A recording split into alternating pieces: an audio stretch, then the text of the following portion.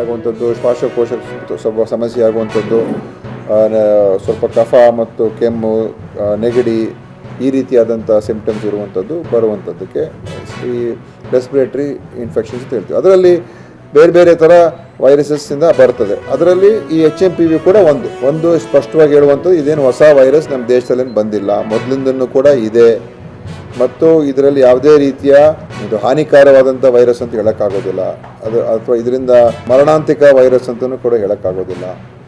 ಇದೆಲ್ಲ ಭಾಳ ವರ್ಷಗಳಿಂದ ನಮ್ಮ ದೇಶದಲ್ಲಿ, ವಿಶ್ವದಲ್ಲಿ ಎಲ್ಲ ಕಡೆ ಇದೆ.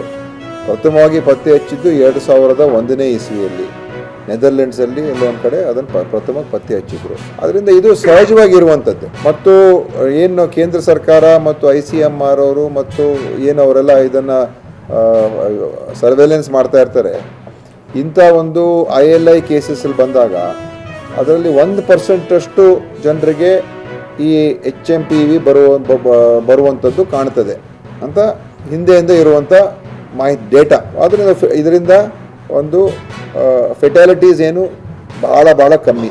ಅದು ಬೇರೆ ಸಮಸ್ಯೆಗಳು ಕೂಡ ಸೇರಿಕೊಂಡು ಅದರಿಂದ ಫೆಟಾಲಿಟೀಸ್ ಆಗಿದೆ ಹೊರತು ಇದರಿಂದನೇ ಏನಾಗುತ್ತೆ ಅಂತ ಏನಲ್ಲ, ಅದು ಬರ್ತದೆ, ನಮ್ಮ ಒಂದು ದೇಹದಲ್ಲಿ ಇರ್ತದೆ ಮತ್ತು ಸಹಜವಾಗಿ ಅದು ಬಂದು ನಂತರ ಗುಣಮುಖರಾಗ್ತಾರೆ.